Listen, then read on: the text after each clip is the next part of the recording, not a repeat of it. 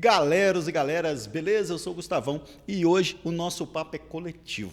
Trouxe uma galera aqui muito legal para a gente conversar. Na verdade, quem trouxe não fui eu, foi o professor Max, que eu já apresento para vocês. E a ideia é a gente conversar aqui um pouquinho sobre essa vida de estudante de medicina. Fala, Max, beleza? Confortável aí? Fala, Gustavão. Bom demais. Tranquilo? Olá, pessoal, lindeus. Tudo tranquilo, velho. Mas é isso, né? É bom ter a presença desses meninos aqui, né? Tá aqui o Samuel, foi nosso aluno em 2019, a Fran, 2020, né? Ambos calouros não, né, gente? Calouros é quando entra, já passou a fase. Ambos estudantes de medicina, né? Estão aí para ajudar a gente bastante, né? Nessa caminhada. Conversar um pouquinho aí sobre essa trajetória, né? Essa vida de vestibulando, né? Como é que foi? Não só de vestibulando, né? Mas eu acho de estudante em geral.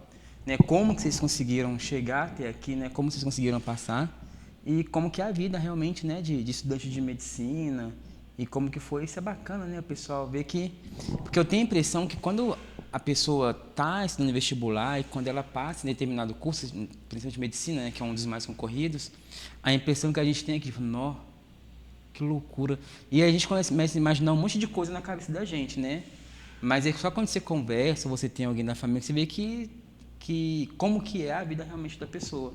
E é bom as pessoas terem essa noção de como que é essa vida, tanto do vestibulando, antes de entrar na faculdade, e como que é depois que está lá dentro, né? Como que é essa vida de correria que vocês devem ter lá e de muito trabalho, eu imagino.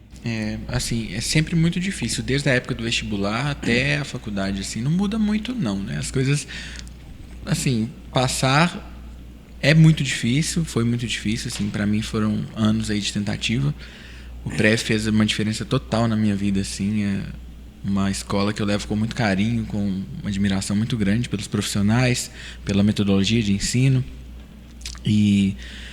Mas é engraçado que a gente escuta quando a gente está fazendo vestibular que passar é a parte mais fácil. E a gente fica com aquilo na cabeça assim, gente, não é possível que passar é a parte mais fácil, como assim?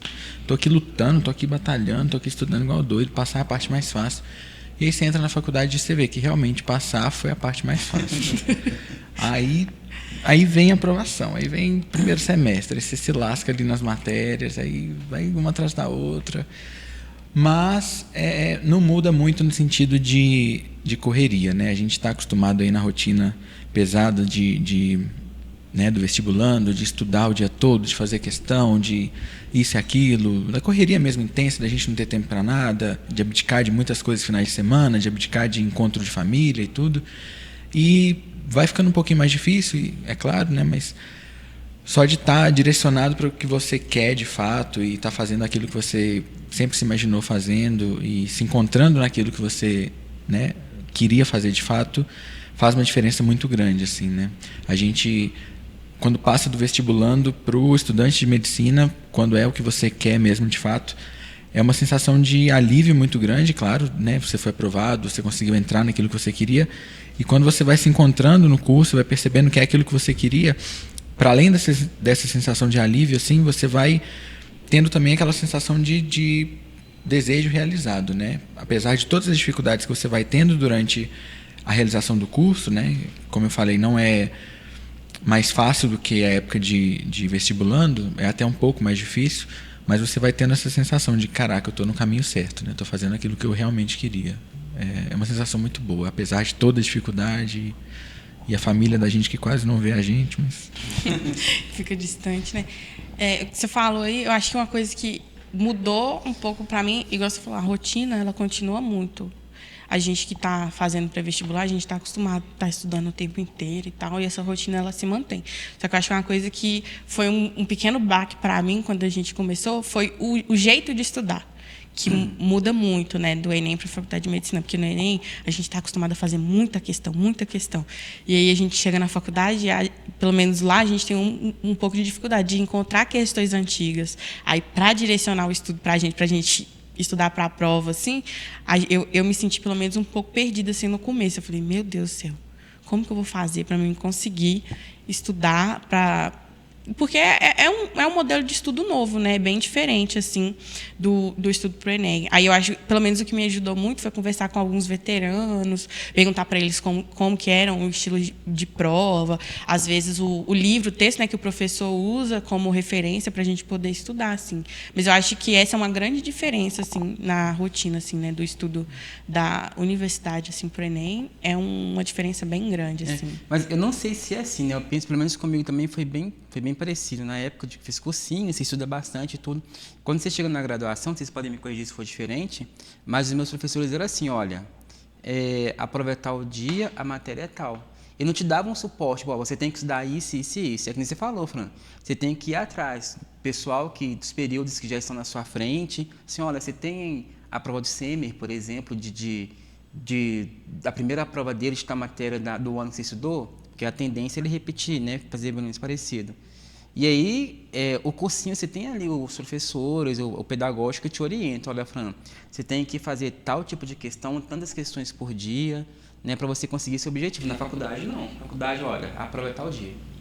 Aí você se vira para estudar. Não sei se na medicina também é assim. Total. Eu acho que, inclusive, o que é o mais dificultador, assim, do cursinho para a faculdade é justamente esse distanciamento que a gente tem entre os professores e os alunos, né? No cursinho, pelo menos a gente se sente muito abraçado pela equipe de professores, pela equipe da coordenação pedagógica. A gente está sempre ali junto, conversando. Se você se sente para baixo num dia, você tem a quem recorrer para conversar, tem seus colegas. Enfim, na faculdade é aquela coisa, assim, especialmente na medicina eu sinto muito isso. Claro que varia muito de turma para turma, de faculdade para faculdade, mas é um ambiente muito competitivo, as pessoas são muito desunidas de modo geral. Claro que a gente vai encontrando pessoas que vão fortalecendo a gente no nosso caminho, e isso é muito importante também. É muito bom e positivo que a gente encontre essas pessoas, porque caminhar sozinho na medicina é muito difícil, e a gente precisa encontrar essas pessoas. Mas ainda assim é um ambiente muito hostil, assim, as pessoas são muito competitivas. E no cursinho também a gente encontra essas dificuldades, mas ainda assim a gente consegue ver na figura do professor, encontrar nas conversas com o professor esse amparo, assim, né?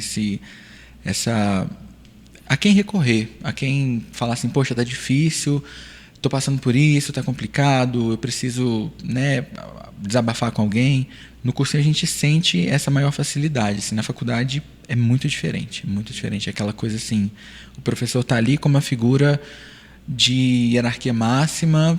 Na maioria dos casos, claro que não são todos, né? Tem algumas exceções, assim, alguns professores que são maravilhosos, inclusive ótimas experiências com alguns professores, mas de modo geral ele está ali como uma figura máxima que você tem que reportar alguma coisa para ele por e-mail, esperar 2, 3 dias para ele te responder, quando ele te responde, e assim, cada um por si, sabe? É uma coisa muito... Eu nessa realidade nossa aqui do cursinho, né?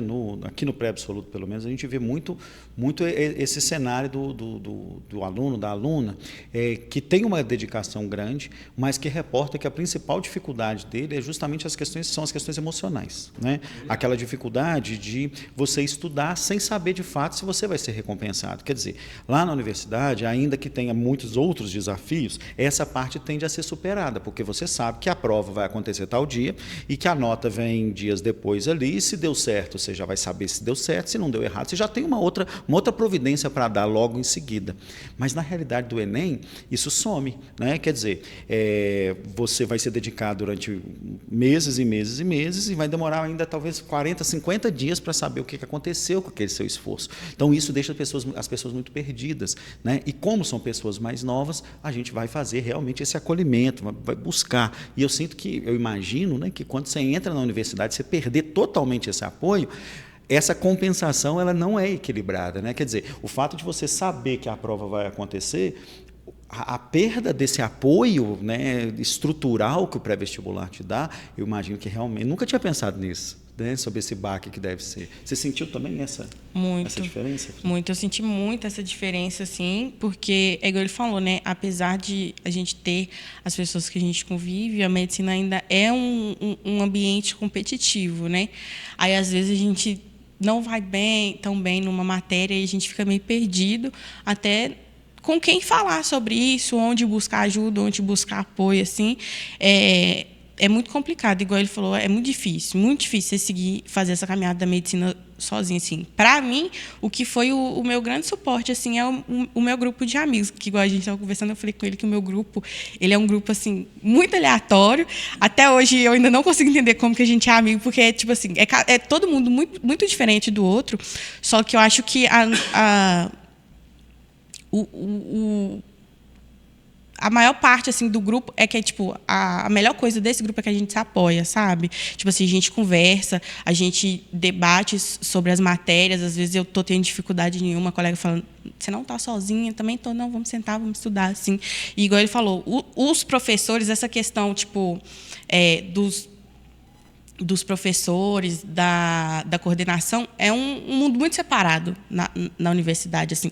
É igual você falou, os professores vão chegar, a grande maioria vão chegar, vão falar, olha, a prova é tal dia, esse é o livro-texto, esse é os capítulos que vão cair na prova. Boa sorte. Se vira aí, né? Exatamente. Você que lute. Eu acho engraçado quando você fala que no caso da faculdade de medicina, né, que a turma ali é um ambiente competitivo, a minha visão leiga, né, porque eu nunca tive uma turma de medicina, é que fosse justamente o contrário. Porque qual a visão que eu tinha de uma turma de medicina? Poxa, uma pessoa que se forma, né, médico, a realidade dele depois disso passa a ser diferente. Em questão de mercado de trabalho, pelo menos é a minha visão, tá? Mercado de trabalho. Então, assim, a pessoa formou, ela vai querer trabalhar, ela vai sempre ter emprego. Pelo menos pensando no nível Brasil hoje. Sempre vai ter emprego. Então, ela não precisa competir com o outro, porque vai ter sempre uma oportunidade para ela. Aí quando você pega e fala que a graduação, né, a faculdade em si, ela é um ambiente competitivo, isso me surpreendeu. Assim, mas por quê? Se sempre vai ter espaço, pelo menos a impressão que eu sempre tive, como eu falei, sempre vai ter espaço para todo mundo, independente da área que você escolher. Mas então não é assim. Não. É assustador pensar isso mesmo. Que é o que eu pensava, né? Eu acho que a galera acaba levando, porque, tipo assim, querendo ou não, alguns cursinhos ainda mantém essa mentalidade de o seu colega que está ali do lado, ele não é seu amigo, ele é seu adversário. E eu acho que alguns alunos acabam levando essa mentalidade do cursinho para a faculdade, entendeu? Eles não, tipo assim, eles não deixam isso para trás, sabe? E querendo ou não, a nossa turma é uma turma muito, muito grande, tem muita gente, então acaba formando assim umas panelinhas e tal, e fica essa coisa meio competitiva, assim, sabe? O pessoal às vezes não gosta, tipo, de por exemplo, sempre tem o pessoal que fica, eu preciso tirar o maior conceito, eu preciso tirar a maior nota e tal. E eu acho que isso acaba afetando até um pouco a saúde mental, assim. Igual no cursinho a gente tem muito isso, a gente sofre muito essa pressão. Só que eu acho que na medicina o pessoal também acaba sofrendo muito isso também. O pessoal fica se pressionando e tal. Eu acho meio complicado. Igual eu falei, o pessoal acaba levando essa mentalidade um pouco, eu acho, para a faculdade. Mas não é uma competição que, por exemplo, o professor chega e cria, né, uma situação que dá... É os próprios alunos, então, vai formando as bolhas ali, né? Tipo, olha, minha bolha é essa, minha bolha é essa. Então, a partir de agora, a gente não é mais amigo, a gente é adversário. É meio que essa formação de grupos, assim, dentro da faculdade, eu acho que ela é até natural, assim. Eu fiz uma outra graduação antes da medicina, não cheguei a concluir, mas eu fiz 9 períodos de biologia e eu fazia no turno da noite, então, assim, eu fazia com pessoas que tinham uma idade um pouquinho superior à da minha turma da medicina hoje, que são pessoas mais novas, têm 18, 19 anos, acabaram de sair do ensino médio. Na biologia, não, eu já tinha contato com pessoas um pouco mais velhas, que trabalhavam durante o dia, estudavam à noite, assim como eu também, então... são pessoas que já tinham contato com uma realidade do mercado de trabalho, enfim, tinha uma cabeça diferente das pessoas que têm na medicina hoje, da turma que eu faço parte. Então, assim, a formação de grupos, tanto no outro curso que eu fazia, quanto a medicina, eu vi que é uma coisa natural, vai se formando com o decorrer do tempo mesmo, com afinidade, enfim, é uma coisa que vai acontecendo. Só que a forma com que esses grupos se comportam entre eles é uma coisa que me assustou muito, porque na biologia eu sentia que todos os grupos, apesar de serem diferentes entre si mesmo, né, por afinidade, enfim, por N motivos, a gente se ajudava sempre em tudo que precisava, sabe? Tinha uma prova muito difícil de um professor muito carrasco, estava todo mundo junto para se unir, para compartilhar conteúdo, para... vamos embora aqui, todo mundo junto e tal. Na medicina, as coisas são muito compartimentalizadas e não são passadas para frente. Se um grupo tem determinado acesso a algum conteúdo, vai ficar restrito ali. Se um outro grupo tem acesso a outra coisa, vai ficar restrito ali. Se alguém tem uma informação sobre a prova que vai acontecer tal dia, vai ficar naquele grupinho ali. E eu acho que a Fran foi muito assertiva quando ela falou que isso vem de alguns cursinhos com essa mentalidade de competitividade. E eu acho que também vem de essa pressão das pessoas se cobrarem demais por nota, por sempre terem um destaque muito grande. Acaba vindo da própria seleção mesmo dos alunos que passam na medicina, né? É uma peneira muito, muito fina, assim, para selecionar esses alunos. A gente sabe que, bom, pelo menos para mim não é a melhor forma de selecionar as pessoas por nota, enfim, mas a seleção é feita dessa forma, né? Tá aí e há muitos anos, eu acho que a tendência não é de mudar. E são selecionados aqueles alunos com melhor desempenho, com uma nota mais elevada. E esses alunos têm o perfil de terem sido sempre os melhores alunos da turma, do ensino médio, do cursinho, de terem sempre um destaque muito grande. Só que isso meio que leva a um choque, né? Porque você junta várias estrelinhas juntos dentro de uma turma. E aí são estrelinhas batendo entre si para ver quem brilha mais. E aí vai gerando uma série de questões psicológicas que você vai vendo assim na turma, sabe? Pessoas desesperadas por nota, por conceito, quando na verdade você só tem que viver a faculdade, né? E é engraçado que desde o primeiro dia de aula, quando a gente teve aula magna, aula inaugural, a gente escutou de veteranos: gente, viva a faculdade, aproveitem a faculdade, não se pilhem com nota, não se desesperem com isso, sabe? Aproveitem o momento, façam amigos, saiam, divirtam. Não pilhem com nota, mas ainda assim a gente vê que o pessoal é muito neurado com nota. Mas você acha que isso muda com o decorrer do curso? Porque, por exemplo, quando você começa, você tem aquela não, que eu vou ter as melhores notas, não quero saber de fulano de tal, e eu acho que é até natural, porque você entra com o pensamento, aí você vai se moldando lá na graduação, né, na faculdade com o tempo. Quando você chega lá um pouco mais avançado, 11º período, eu pelo menos eu imagino que a mentalidade mude um pouco, né? Então, às vezes, como você falou assim, o pessoal que tá lá mais tempo, né, que eles dão essas dicas para vocês, né, tipo, viva a faculdade, curto, né? Você tá ali, você vai pensar assim, isso aí é história. Eu vou chegar aqui, vou sangue no olho, tô nem aí pro meu colega, eu quero ter as melhores notas, quero ser destaque, mas às vezes, até por questão de orgulho mesmo, né? Mas eu acho que, de repente, com o tempo, a pessoa vai vendo que isso não é o mais importante, você ser o destaque. É você estar ali e fazer o que você tem que fazer para se formar um bom médico e não ser o destaque, né? Acho que de repente com o tempo isso vai se perdendo, né? Ou pelo menos a grande maioria dos alunos, de repente com o tempo vão mudando essa ideia de superioridade, vamos dizer assim, você é superior a todo mundo aqui, você o foda, você o melhor, né? E eu acho que isso, né? Pelo menos eu acho que isso tende a se perder no meio do caminho.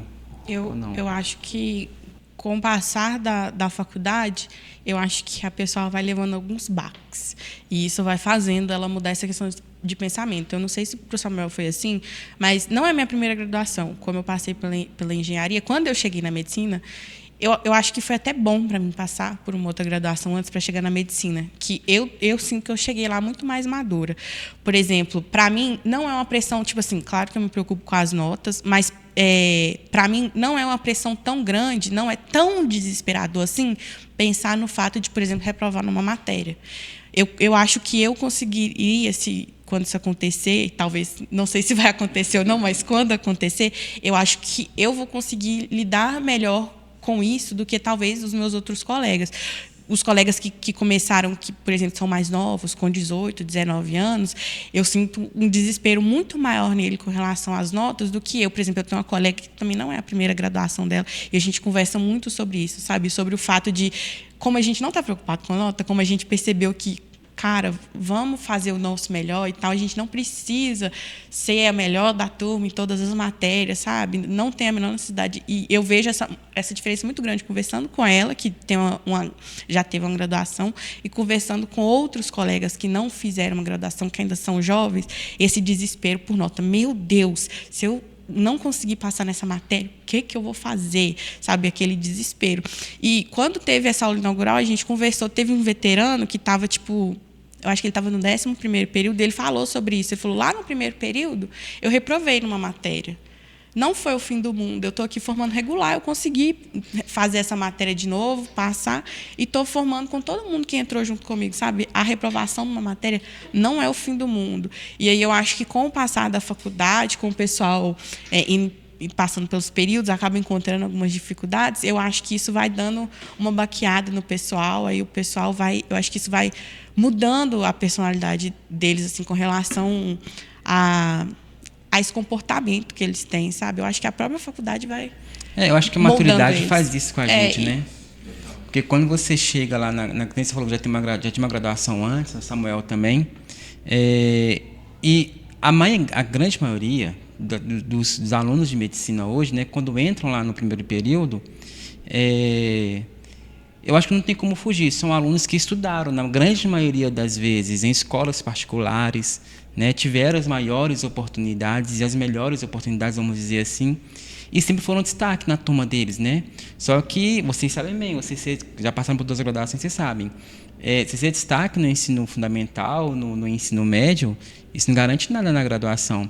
Então, às vezes, o aluno chega na graduação com aquilo: olha, eu sempre fui destaque na minha escola, foi por isso que eu passei em medicina, que é um curso mais concorrido que tem, e ele quer continuar sendo esse destaque. Aí, de repente, com o tempo, ele percebe que o importante não é ser o aluno destaque, né? Que nem o Samuel falou, que a gente sempre fala, né? O passar não é o mais difícil é você continuar. Mas quando você está ali no cursinho, no pré-vestibular, o seu mais difícil vai ser aquele passar realmente. Depois que você chega lá, que você vê que não é tão complicado assim, né? E aí a maturidade vai fazer isso. Assim, não, peraí, já tem 4 anos aqui, você começa... Eu falo que é ter um pouco de humildade mesmo. Assim, não, peraí, eu não preciso ser o aluno de destaque. Eu tenho que fazer o bom aqui, porque nem eu falei, para chegar no final do curso com louvor e me graduar como um bom médico. Acho que a ideia seria mais ou menos essa. E acho que a gente vive na sociedade, de uma forma geral, né, essa sensação de competição.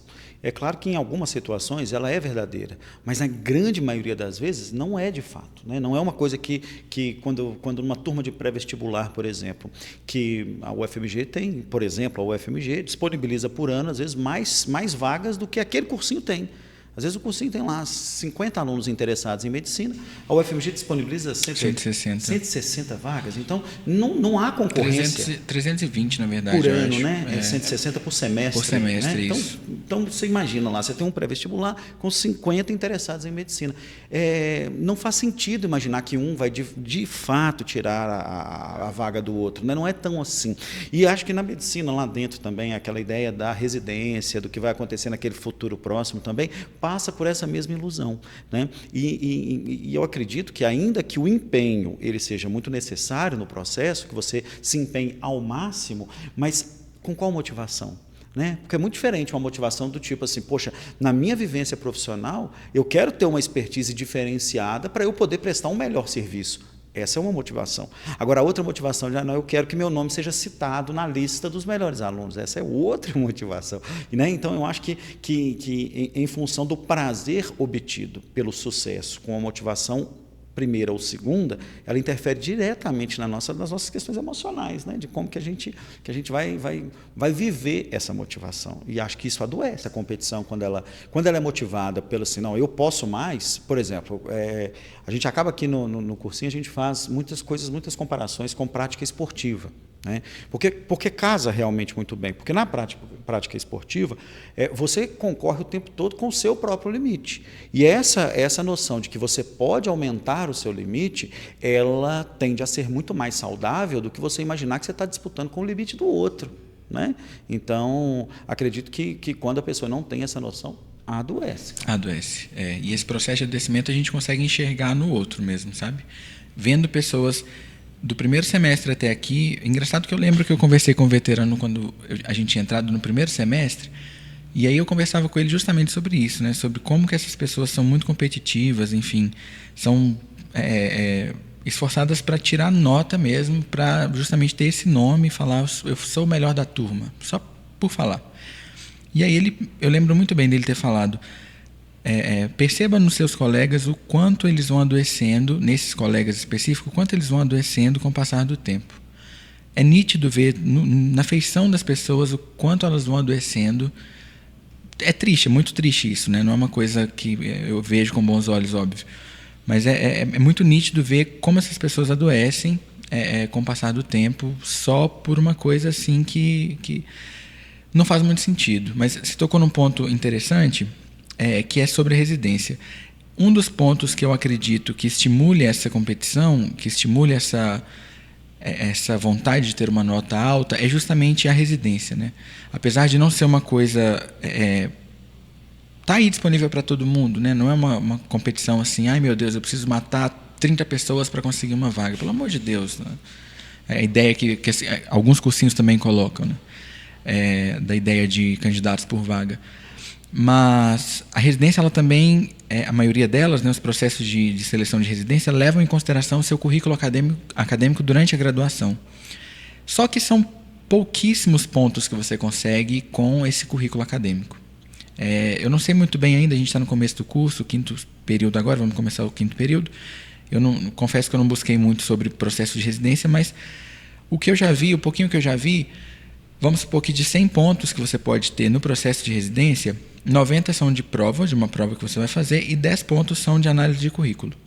E desses 10 pontos de análise de currículo, apenas uns 2 pontos são de nota, de nota mesmo, de conceito, durante a graduação. O resto desses 10 pontos, os 8 pontos, são de trabalho acadêmico que você publicou, congresso que você participou, enfim.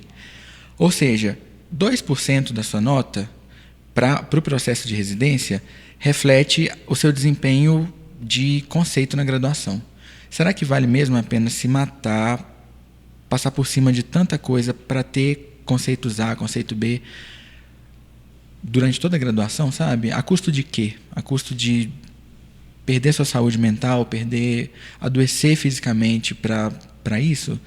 Se você estiver disposto, tudo bem, mas eu falo para mim, não é uma coisa que eu estou disposto a fazer, sabe? E eu não deixo de dar o meu melhor por isso. Mas eu acho que essa questão do orgulho mesmo, né, que nem eu comentei, muitos dos alunos, né, que estão lá com vocês, eles já têm isso deles, né?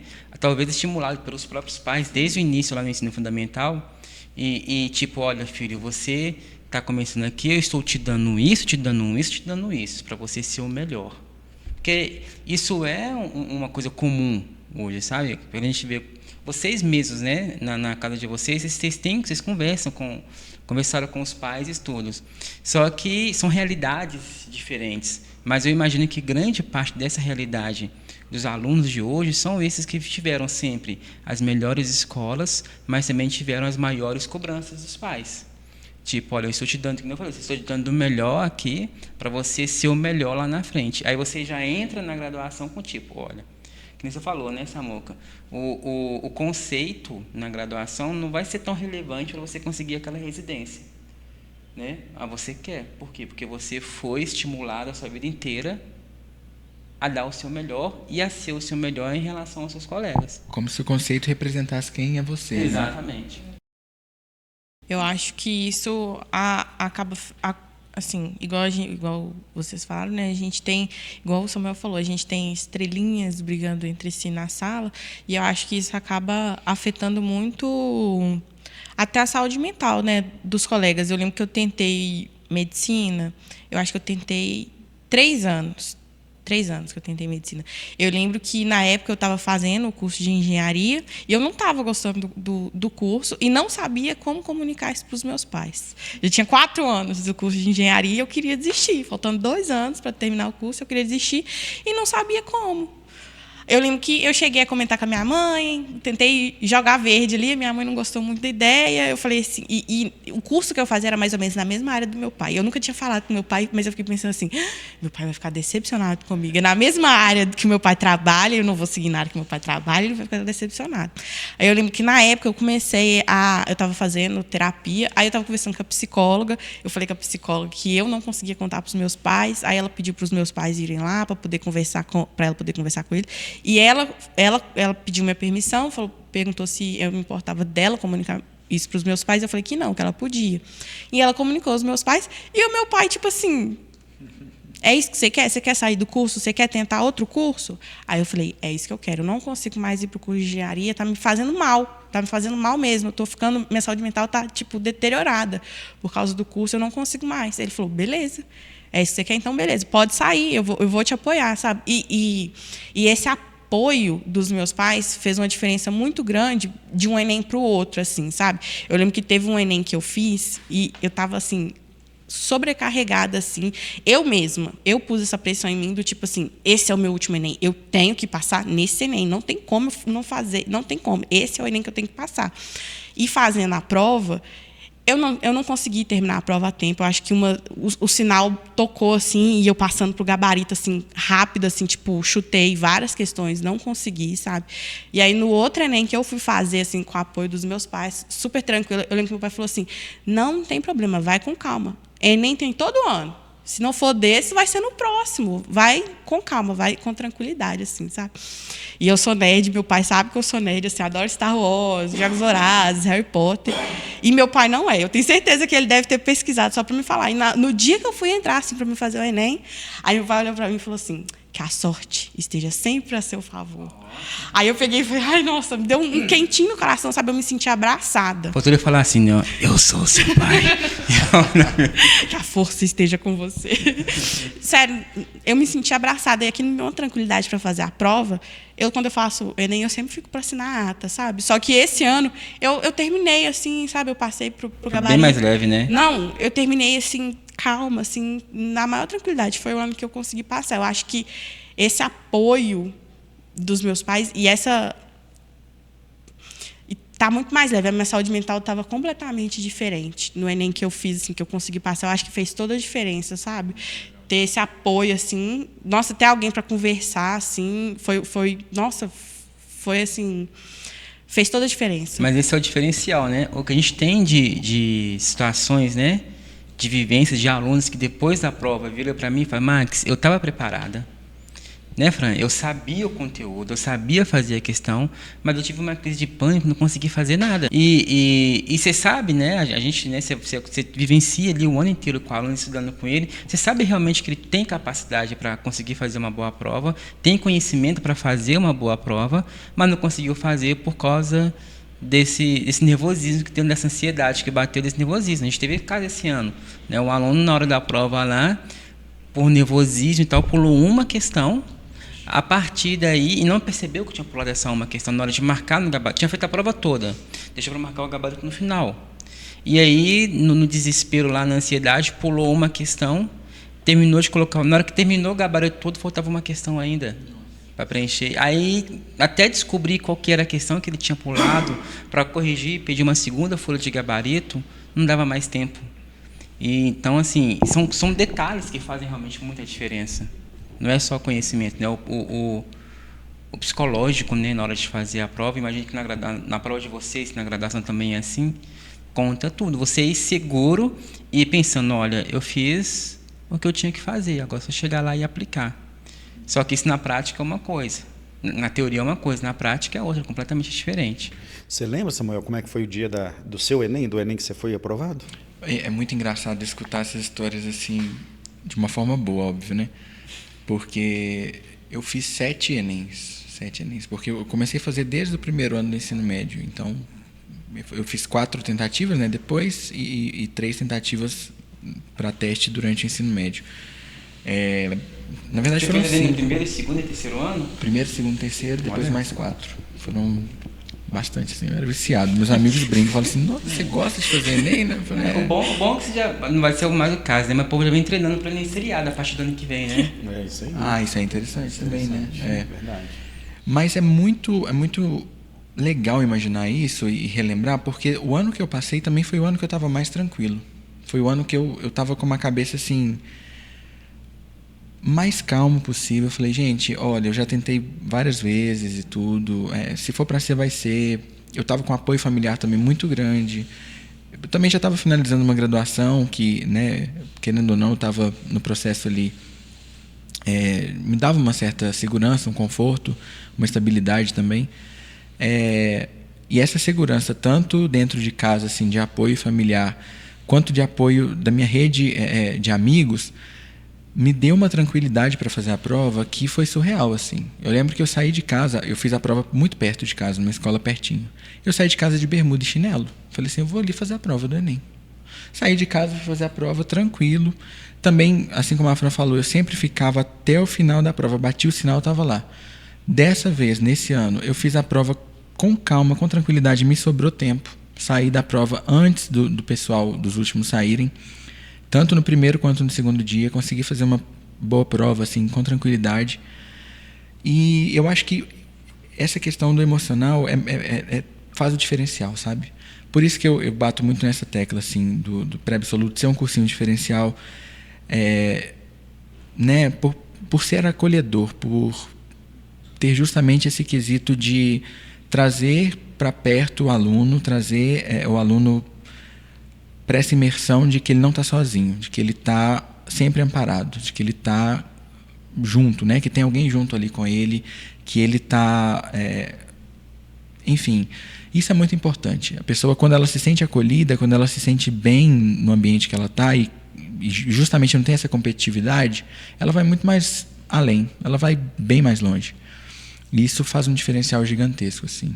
É muito importante. É muito louco isso, né, cara? Porque o potencial que a gente tem, ele não é limitado justamente por nossa capacidade, né? Eu digo, por exemplo, a nossa capacidade técnica, a nossa capacidade física, a nossa capacidade... Não é só isso. Tem tudo a ver com a nossa capacidade emocional de processar aquele momento. Porque quando a nossa capacidade emocional ali, ela está mais dilatada, que é o que aconteceu nesses dois relatos, né? O desempenho, ele vem como uma coisa secundária, né? Ele vem como uma coisa natural, melhor dizendo, secundária nesse sentido, de não ser o que está mais te pesando naquilo. E aí você consegue achar a potencialidade que você nem sabia que tinha, né? De pessoas que em determinados anos têm notas muito maiores do que tiveram em edições anteriores, e não é por causa da quantidade só que estudou. Claro, pessoas que resolveram iniciar um estudo mais sério agora vão ter um desempenho no final do ano maior do que tiveram em anos anteriores.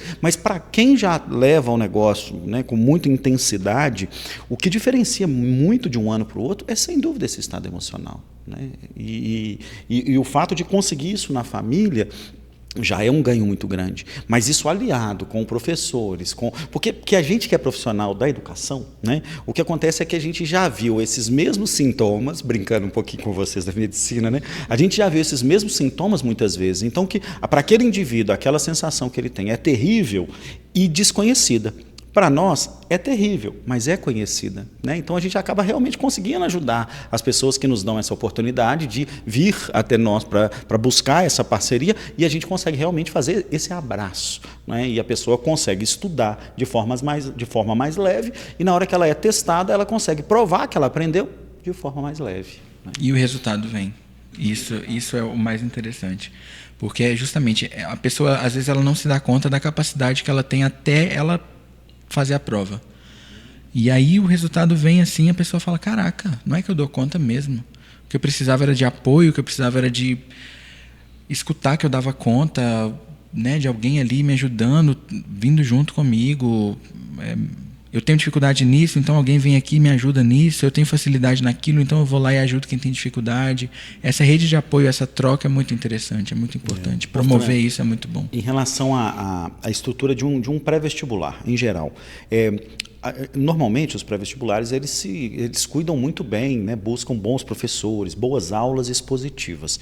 E justamente por esse ser quase um praxe no mercado, das escolas se preocuparem muito com isso, né? Eu sinto que há um certo empate na maioria delas. Um empate de quando uma escola oferece como campanha publicitária assim, a melhor equipe de professores. Eu sempre acho aquilo muito curioso, porque uma boa equipe de professores, ela não é tão difícil assim de ser formada, porque nós vivemos num celeiro de bons professores, né? Não me refiro só aqui Belo Horizonte, não. Acho que o Brasil, nós somos um celeiro de bons professores. Então, você remunerar bem professores, incentivar bem os professores que busquem ali uma constância de formação, de atualização, o resultado vem, com certeza, para uma boa aula expositiva. Mas, além desse cenário da boa aula expositiva, o que você acha que um aluno hoje que busca um pré-vestibular precisa de encontrar, além de uma boa aula? Olha, eu lembro que na época que eu estava fazendo pré-vestibular, uma coisa que eu acompanhei, que eu gostava muito de fazer, era acompanhar a gente que vivia a realidade que eu queria viver, que era a gente que estava estudando, fazendo faculdade de medicina, que já tinha sido aprovado. E eu lembro que na época tinha uma menina que ela sempre falava isso, da questão da saúde mental dela ter feito. Ela fez 5 anos de Enem e ela falou que a saúde mental fez toda a diferença no ano que ela passou, assim. E eu acho que é igual a gente está falando, nessa questão do acolhimento, sabe? Porque aula expositiva a gente consegue achar no YouTube. A gente tem, assim, várias aulas no YouTube que vão ter aulas expositivas que vão conseguir fazer entender. Mas é aquela conexão com o professor, sabe? De chegar para o professor, de falar, eu não estou conseguindo, eu estou tendo uma dificuldade. Às vezes nem é questão de matéria, sabe? É de poder conversar e falar assim, eu estou sobrecarregada. Eu não sei o que está acontecendo, eu estou tendo dificuldade, eu estou ansiosa, uma coisa que eu tinha muita dificuldade. Toda vez, eu sou muito ansiosa. Dormir antes da prova. Eu tenho uma dificuldade muito, muito, muito grande de dormir antes de prova, assim. Até hoje, até na faculdade de medicina, isso ainda se mantém ainda. Eu tenho uma certa dificuldade, eu sou uma pessoa ansiosa. Então, eu acho que é essa conexão humana, sabe? De poder conversar, de poder estar ali tete a tete com o professor, de poder se abrir, falar como que você se sente, assim, às vezes coisas do cotidiano. Conversar coisa que nem é da matéria, sabe? Conversar coisa que você está tendo dificuldade, às vezes, em casa. Até essa questão mesmo, igual eu tive apoio da família, sabe? Mas tem muita gente que, tipo assim, fica tentando fazer, fica no Enem fazendo 3, 4 anos, e a família já começa a falar. Nossa, mas tem 3 anos? Quanto tempo você vai ficar tentando Enem? Quanto tempo, sabe? Não é todo mundo que tem esse apoio da família, sabe? E fazer do cursinho a sua segunda casa. Eu acho que isso é o grande diferencial. Porque, igual eu falei, tem muitos cursinhos que ainda pregam esse comportamento da competitividade, do seu coleguinha ali do lado não é seu coleguinha, é seu adversário. E aí, esse diferencial no cursinho de ser uma família, de você poder contar tanto com os professores quanto com os seus colegas que estão ali do lado, eu acho que isso faz uma grande diferença. No ano que eu estudei aqui, eu sempre tive muita dificuldade com redação. E aí eu fiz amizade com a Thaís, que ela tinha muita facilidade mesmo com redação, e tinha dificuldade em exatas. E foi essa troca que a gente teve. Ela me ajudou muito, muito, muito mesmo com redação. Foi tipo assim, um ano que eu consegui evoluir bastante e eu consegui, sabe, ajudar ela nas questões de exatas. E poder ter essa troca com ela, assim, eu acho que também foi excelente, foi muito bom. Então, eu acho que essa questão de ter um cursinho unido, sabe, entre os professores e o aluno, é a grande diferença, assim, fora as aulas expositivas. Muito bom. O que você acha disso, Max? Me conta. Esse acolhimento, para mim, é um diferencial. Eu tive um aluno ano passado, não vou falar o nome dele aqui agora, nem dá que ele ficar bravo comigo, mas, enfim.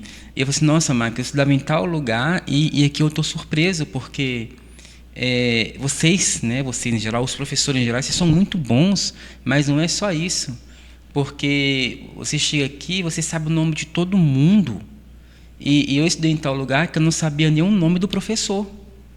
E isso foi uma diferença para ele quando entrou aqui. Foi o que mais chocou. Ele falou assim, olha, que nem a Fran falou, e você falou também, né? Professor graduado, professor bom de serviço, né?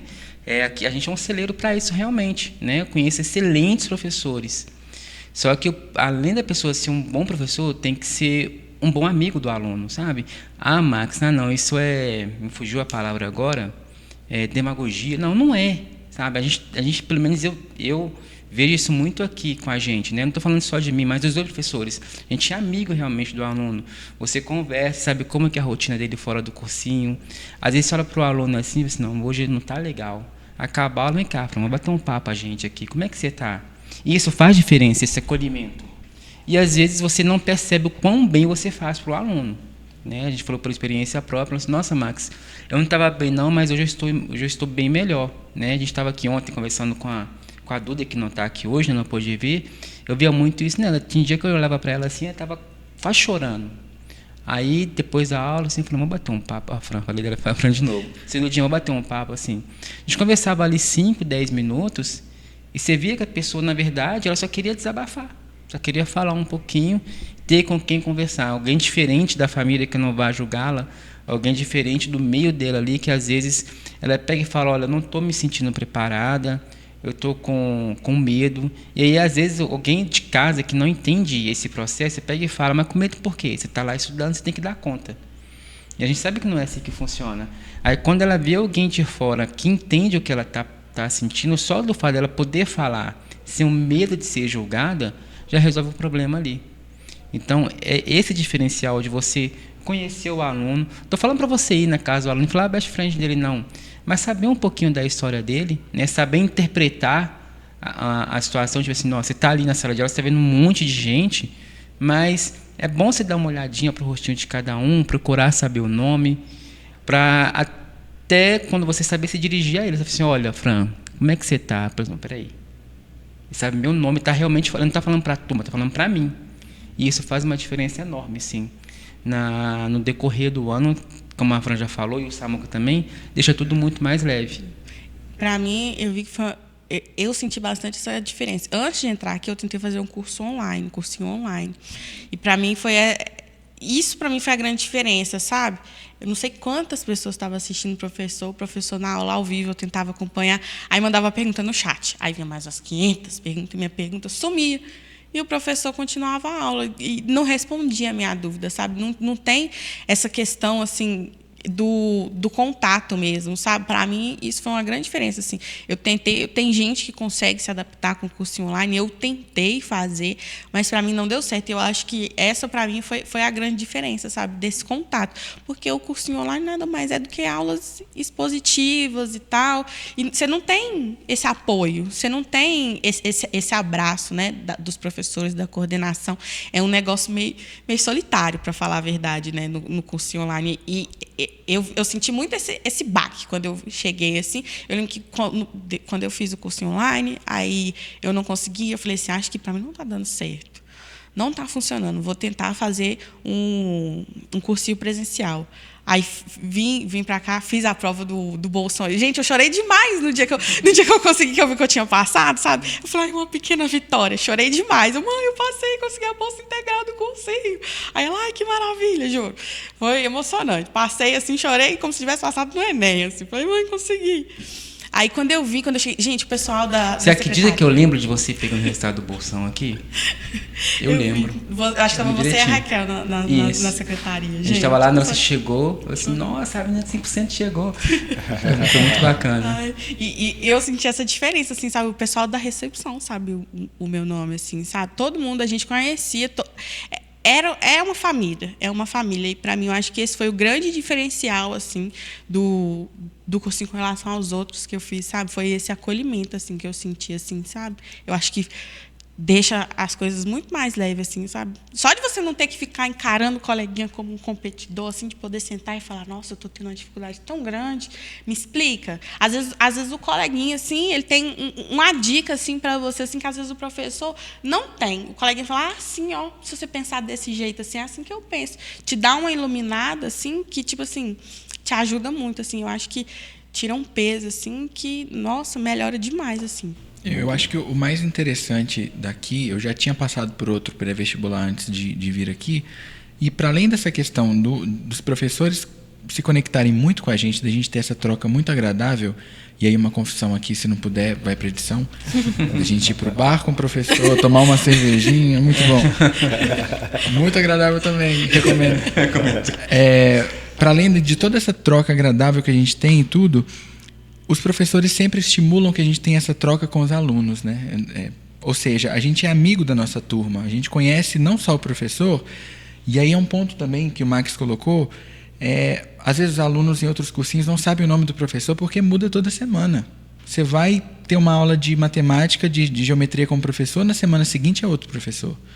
Então, como que você quer que o aluno acompanhe, como que você quer que o aluno tenha uma evolução, uma progressão do conhecimento, se o professor não é o mesmo, se a forma com que o professor ensina está legal uma semana, mas na semana seguinte já é outro professor, com uma outra forma de ensinar, não faz sentido, sabe?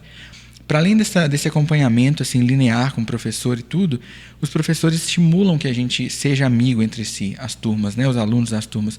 E isso foi um diferencial muito grande, assim, porque a minha turma, eu lembro que era muito unida, era uma turma, eu estudei à noite, então era uma turma um pouco menor, E a gente era muito amigo entre si, a gente se ajudava muito, um precisava faltar, a gente passava conteúdo para o outro, não tava, tinha dificuldade em alguma coisa, passava o conteúdo, ajudava, sentava junto, falava, bora aqui, eu tenho mais facilidade nisso. Então, em nenhum momento, definitivamente, eu senti a competitividade entre os alunos, em nenhum momento. Até porque, na minha turma, medicina queria eu e mais 2 pessoas. Então, assim, são 320 vagas no FMG. Vai tentar a gente, na minha turma da medicina, na nossa turma, tem gente do Brasil inteiro. Ou seja, eu estou concorrendo de igual para igual com o Brasil inteiro. Por que eu vou achar que o coleguinha da minha sala é meu concorrente? O Brasil inteiro é meu concorrente. Se for assim, vou ter que ser competitivo com todo mundo, pelo amor de Deus, não faz sentido. Então, assim, esse estímulo à não competitividade, justamente o contrário, a ser amigo de todo mundo, a estar ali junto com o professor, é um diferencial muito grande. Eu acho que essa competitividade que acontece muito, vem muito de comparação, sabe? Porque, por exemplo, você está aqui estudando, né? Aí seu colega do lado, isso acontece muito, você pega e começa a se comparar com o colega do lado. Às vezes teve um simulado, você não conseguiu ir tão bem, o outro colega foi bem, você vai ficar pensando, ai meu Deus, ele foi bem. Só que cada um tem uma realidade, né? Cada um vive uma vida. Você tem a sua vida, o Gustavo tem a dele, Samuca tem a dele, eu tenho a minha. Então não tem como a gente comparar, porque os parâmetros não são os mesmos. E eu sempre falo isso com os meninos, a gente para de se comparar com o coleguinha do lado. Para de se comparar com o coleguinha do lado. Por mais que seja todo mundo da mesma turma, ele tem uma vida do cursinho diferente da sua, você tem uma vida do cursinho diferente de uma outra pessoa, mas aqui dentro está todo mundo igual. Então não se compara. Porque eu fico pensando, eu e Gustavo, nós somos professores, né? Gustavo está quase um youtuber agora, sabe? Tá ali tá quase um influencer, né?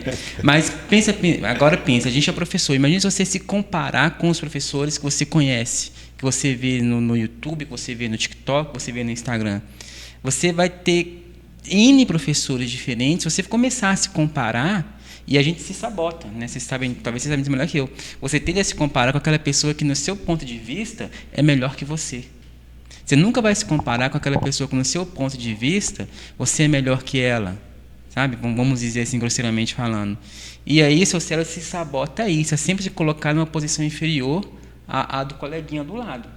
E aí começa a gerar justamente essa compra. Não, peraí, ele é melhor que eu. Então eu tenho que me superar e superar ele. Então eu sempre falo isso, gente, não se compare com ninguém. Faça o seu, ajude o colega que o resultado vem. Eu sempre falo isso em sala de aula, os meninos podem confirmar isso. Mas realmente a ideia é essa, você não se comparar com ninguém e fazer o seu melhor. Né, nas condições que você tem, até você ter condições de fazer melhor ainda. Pronto, a dica é essa. Eu acho que isso que a gente está falando aqui ilustra muito bem o que a gente costuma exemplificar com as turmas, falando a respeito de foco. Concentrar nessas coisas que a gente está falando aqui é a perda de foco. Quando você está concentrado numa ideia de uma competitividade, quando você está concentrado numa ideia de emocional, quando você está concentrado, gastando a sua energia nesse universo aqui, você perdeu o foco. Porque quando você está ali tentando entender uma coisa, se você se distrai um pouco, a gente vê, hoje muito fala-se a respeito dos múltiplos estímulos, do TDAH e etc., como que pessoas que, inclusive, nunca sofreram TDAH se sentem com os mesmos sintomas porque são super influenciados, super estimulados, né, pelas telas, pelos vídeos e por aí vai, tantas coisas assim.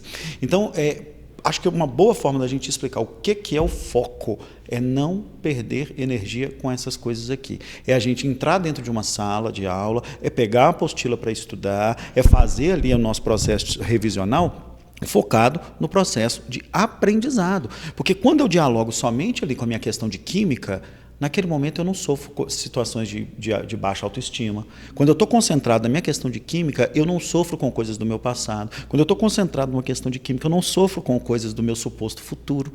Então, dessa forma, eu consigo evoluir de fato. Mas isso é foco. Quando eu consigo deixar de lado as outras coisas que são importantes, que elas têm lá a sua dimensão, mas que não deixem com que essas coisas interfiram no meu processo de aprendizado, que é viver o agora, agora. Então, há um momento da gente poder bater papo, há um momento que a gente a gente precisa, inclusive, né, extravasar os sentimentos, que a gente precisa de distrair, uma vida social, uma vida afetiva, tudo isso faz parte. Mas no momento em que o olhar é para o estudo, ele tem que ser. Então, uma coisa que a gente nota em turmas de cursinhos, e a gente tem muito cuidado com isso aqui cada vez mais, é com a concentração em sala. No momento em que ali o professor está construindo aquele raciocínio, na sala de estudo, quando o aluno está ali construindo aquele raciocínio, que a gente não tenha muitas perturbações, né? Por mais que eu saiba que tem um aluno ali que tem uma necessidade de se expor mais, de falar mais, de se envolver mais, tem um outro que está ali ultra concentrado no que ele tem para aprender. Então, lidar com toda essa diversidade de formas de aprendizado, isso também faz parte da nossa missão aqui, né? De conseguir conjugar todas essas coisas, mas na hora de estudar, não tem nada que possa amenizar. Não é? Assim, é realmente sentar a bunda numa cadeira e concentrar no que se precisa. Depois, num momento de terapia, num momento de amizade, num momento de, enfim, de formas de suavizar essa pressão, aí a gente cuida disso. Porque sinto que quanto menos a gente se dedica ao que deve ser dedicado naquele momento, mais culpa a gente sente. Então, pessoas que se dedicam, às vezes, 16, 17, 18 horas a uma determinada coisa, né? Se essa pessoa se sentir culpada pelas outras horas que ele não se dedica, ele compromete tudo que ele faz. Tudo que ele faz, né? Então, eu acho assim, a gente podia fazer uma rodada legal de dicas para esse 2024, para ver quem quer começar a sua trajetória rumo a uma aprovação, seja na engenharia, seja nas ciências biológicas, seja na medicina, seja na matemática, na geografia, na filosofia, na música, ou em qualquer das diversas áreas, mas uma pessoa que quer focar nesse processo. E a minha dica seria efetivamente isso aqui que a gente está falando, que você saiba separar um momento para cada coisa, lidar com muita organização no seu estudo. Que você tem ali planners, que tenha mentorias, que nem todo cursinho consegue oferecer isso, é um cuidado que a gente tem, mas que a pessoa possa se sentir organizada e poder constantemente corrigir as suas falhas de organização. É a dica que eu tenho para 2024. Quem vai mais? A minha principal dica, eu sempre falo muito, é uma situação que eu gosto bastante, inclusive, é a constância. Sabe? Porque ninguém sai daqui e chega aqui de uma hora para outra. A coisa é gradual, né? A nossa evolução ela é gradual e constante. Então, às vezes, o menino chega no cursinho ali no início de fevereiro, chega ali com sangue no olho e quer fazer tudo, fazer acontecer. Como aconteceu uma vez, eu falei assim, Max, eu estou estudando 14, 15 horas por dia. Eu falei assim, está errado. Já começou errado. Você não tem que chegar estudando 14, 15 horas por dia. Porque você não vai aprender 14, 15 horas por dia direto. Você vai cansar a mente, vai chegar uma hora que seu corpo vai falar assim, olha, chega, não quero mais. Sua mente vai falar isso. Então, a nossa evolução, né, ela vai acontecendo aos poucos. Então, a dica que eu sempre falo com os meninos, quando está começando, seja perseverante, seja constante, chega sabendo o que você quer e aqui a gente vai te ajudar a entender o que você precisa fazer para chegar aonde você quer. Mas você tem que ter certeza do que você quer e tem que ter essa constância de estar sempre buscando evoluir, mas de uma forma gradativa. Você não vai buscar tudo de uma vez, de um mês para o outro, você não vai sair de 600 na redação, né, e chegar em 1000. Isso não vai acontecer. Você não vai fazer um simulado lá no mês de março e vai conseguir lá uma média de 800 pontos. Se você conseguir, tem alguma coisa errada. Então, você tem que ter essa na sua cabeça que você vai chegar aqui e vai aos pouquinhos construindo o caminho da aprovação lá onde você quer. E não tem receita de bolo. Aos pouquinhos você vai chegar lá mesmo. Então, a minha dica sempre é essa, é a constância. É gradual e constante, não tem jeito. Seguindo essa linha sua aí, eu sempre quando as pessoas me procuram para perguntar e falar sobre o processo, enfim, porque as pessoas acabam procurando muita gente para pedir dicas, ou agora, quando sai o resultado do Enem, né? A gente está conversando aqui hoje no dia 17, o resultado saiu ontem, agora de 2023. 24, né? Do Enem de 2023. Sim, entendi. E eu sempre falo com as pessoas o seguinte, a primeira coisa que eu acho que todo mundo tem que delimitar, e o Max pontuou muito bem, é decidir de fato o que você quer, né? Eu passei pela experiência de passar por uma graduação achando que era o que eu queria e vi no meio do caminho que não era o que eu queria. E entender de fato o que você quer passa por errar também no meio do caminho. E está tudo bem. Esses erros constroem quem a gente é. A Fran colocou em um momento da nossa conversa que foi muito bom para ela ter passado por uma graduação para entrar na medicina. E eu acho que eu entrei no momento certo. Eu precisava ter passado pela biologia, né, pelas ciências biológicas, para ter entrado na medicina.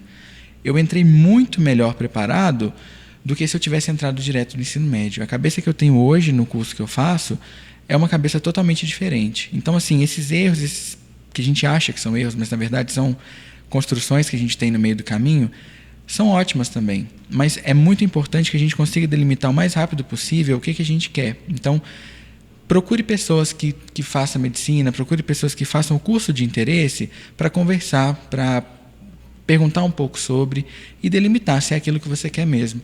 A UFMG, por exemplo, para quem é de Belo Horizonte, enfim, faz mostras de profissões. Então, é uma ótima oportunidade ir até a faculdade durante o período de mostra para ver, né, os cursos, enfim, conversar com as pessoas que fazem aqueles cursos, entender um pouquinho mais para ver se esse curso é aquilo que a pessoa quer mesmo e delimitar, de fato, o que a pessoa quer. E, em segundo lugar, o que eu sempre falo, aí também junto da minha realidade, é a persistência. É não desistir, apesar de ser muito difícil, de ser muito complicado. Enfim, as pessoas são de realidades diferentes. Vão ter pessoas que vão ser aprovadas no primeiro ano que elas tentarem. E ótimo, beleza, excelente, muito bom. Isso seria o ideal. E assim, eu espero que todo mundo seja aprovado no primeiro ano. Mas a gente sabe que a grande maioria das pessoas que tentam medicina, aí dando conselho para quem faz medicina, mas também para outras áreas também, a grande maioria não passa no primeiro ano. E está tudo bem, não se desespere, sabe? Entrar na medicina com 18 anos deve ser muito bacana. Não foi minha realidade. Entrei com 24. Aliás, 20... já nem lembro. 22 ou 23. Entrar na medicina um pouquinho mais tarde é ótimo também. Então, assim, nunca é tarde para conseguir aquilo que você quer. O sentimento de aprovação e o sentimento de estar fazendo aquilo que você quer fazer é muito recompensante, vale muito a pena. Então, seja persistente, saiba o que você quer fazer e não desista daquilo que você quer fazer. E busque os melhores caminhos para alcançar. Estando num cursinho que sabe as suas necessidades, que sabe aquilo que você precisa, que consegue te ajudar, vai fazer o seu caminho, a sua trajetória muito mais fácil. Você vai conseguir alcançar esse objetivo com muito mais facilidade. Então, saiba o que você quer, tenha persistência e saiba onde procurar, que a trajetória vai ser sensacional. Muito bom. E aí, Fran, sua dica de ouro? Igual vocês falaram, né, de manter o foco, de ter persistência, de ter constância. Eu acho que a minha dica é, além de manter o foco nos estudos, mas também não desprezar, por exemplo, suas horas de lazer. Duas coisas para mim que eu acho que são fundamentais. É não ignorar o seu horário de sono. Gente, não vai dormir 1 hora, 2 horas da manhã. Tenha ali o seu tempinho de descanso e praticar alguma atividade física ao longo do ano, para você conseguir produzir endorfina, conseguir melhorar o seu estresse. Assim, eu acho que faz toda a diferença no estudo, não só no estudo pré-vestibular, isso faz diferença também até quando a gente está na faculdade, assim, ter o seu horário de sono, sabe? Não vir à noite. Vai ter uma vez ou outra que você vai acabar virando, vai ter uma vez ou outra. Mas não desprezar, o sono faz total diferença, até para você, no seu aprendizado mesmo, para você fixar a matéria, assim. Ele é muito importante. O seu horário de lazer, assim, separa um tempinho da semana para você ver uma série, um filme, relaxar, desligar mesmo, sabe? Ver uma série, um filmezinho ali que você gosta, estar com a sua família e praticar algum esporte, assim, umas 3 vezes por semana.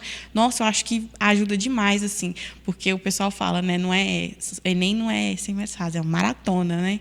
Então, você tem que se preparar ali ao longo do ano e eu acho que isso faz toda a diferença na trajetória. Excelente, ó. Então nós temos uma compilação aqui que não tem jeito de dar errado, realmente, ó. Se a pessoa tiver foco, se a pessoa tiver organização, se a pessoa tiver constância, se a pessoa sabe o que ela quer, se a pessoa persiste, se a pessoa consegue se a pessoa sabe buscar a ajuda certa para que isso aconteça, se a pessoa tem acesso então a tempo correto de sono, de lazer, de vida social, faz uma atividade física que é realmente fundamental e ainda acompanhou esse podcast até aqui, não tem jeito de dar errado. A aprovação né? é sucesso. Esse é o primeiro que a gente grava, tá, galera? Eu tenho certeza absoluta que os próximos que acontecer, a gente vai ter sempre um compromisso muito, muito grande em fazer um programa, um tempo, tão legal quanto esse que foi aqui.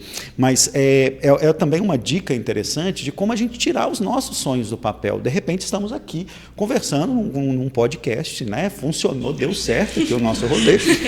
E assim como nós tiramos o nosso podcast do papel e trouxemos aqui para a realidade, está na hora de você tirar, então, esse seu sonho de estudar medicina ou qualquer outro curso, tirar do papel e colocar aí na sua vida. Ele fala bonito, né? Agradeço muito vocês, tá, gente? Porque realmente estava esperando que condições adequadas acontecessem para que esse primeiro episódio pudesse ser gravado. Vocês viram aqui, o estúdio não está 100% não, mas cada coisinha construída aqui foi justamente esperando que a gente tivesse o que comunicar, né? Que a gente tivesse a mensagem adequada a esse nosso futuro público. Então, agradeço mesmo a coragem de vocês de vir com a gente. É um privilégio muito grande voltar para essa casa tão acolhedora, assim, falar para essas pessoas que a gente espera que alcance o máximo de gente possível, que esses sonhos saiam do papel e que sejam realizados o mais rápido possível. E muito, muito gostoso estar nesse lugar novamente e poder fazer parte disso. Muito obrigado pelo convite. Agradeço também muito aí o convite. A gente sabe o quanto é importante. Eu lembro que na época que eu estava, né, na situação de muita gente aí que está no pré-vestibular, escutar o pessoal falando assim pra gente assim que vai dar certo, continua, você vai conseguir, sabe? Ter essa motivação, nossa, fazia total diferença. Eu espero que a gente possa ter conseguido aí ajudar muita gente aí que está nesse caminho aí a conseguir ver que não está sozinho e que é um caminho possível. Obrigada pelo convite. E procure a gente lá, se quiserem conversar. Isso, vamos biscoitar. Excelente, excelente. Acho que até antes de passar para o Max, como é que as pessoas podem te fazer perguntas no seu arroba? O meu arroba, gente, estamos sendo muito influencer. Ô, Jesus, eu sou tão low profile. Era, talvez. Talvez era. Mas, de verdade, sintam-se à vontade. Se quiserem chamar para tirar dúvida, para conversar, adoro conversar, sou muito falador. Me chamem lá no Instagram, @sjdornelas, com L só. Podem chamar para conversar, tirar dúvida, perguntar sobre qualquer coisa de Enem, da vida. Quiser desabafar, tamo aí, tamo junto. Chamem lá. E aí, Fran, fala o seu arroba. E quem quiser mandar mensagem lá também, quiser tirar dúvida, quiser saber como que é a rotina de um universitário da medicina da FMG, que eu lembro que na época eu mandava muito pro pessoal falando, como que é como que é a rotina? O pessoal adorava, até mesmo pra gente ter certeza, né, se é isso que a gente quer. Quiser, igual o Samuel falou também, quiser desabafar, quiser reclamar, quiser mandar foto do pet, pode mandar foto do pet, do cachorrinho. Pode mandar lá também, a gente tá lá. Eu escutei foto do pé, eu fiquei muito preocupado. Do pet, do cachorrinho, do doguinho, do gatinho. Do doguinho. Pode ficar à vontade, pode mandar lá, quiser desabafar. O meu Instagram é @franciele.costa. O seu Franciele tem 2 L's? 2 L's. LL e E no final. Ah, não é Y não, né? Não é Y. Nós vamos na edição, a gente vai colocar isso na legenda, né, Aqui, ó. gente? Muito bom. Isso é importante. Aqui embaixo. E aí, Sim, né? prof, como é que é o seu arroba?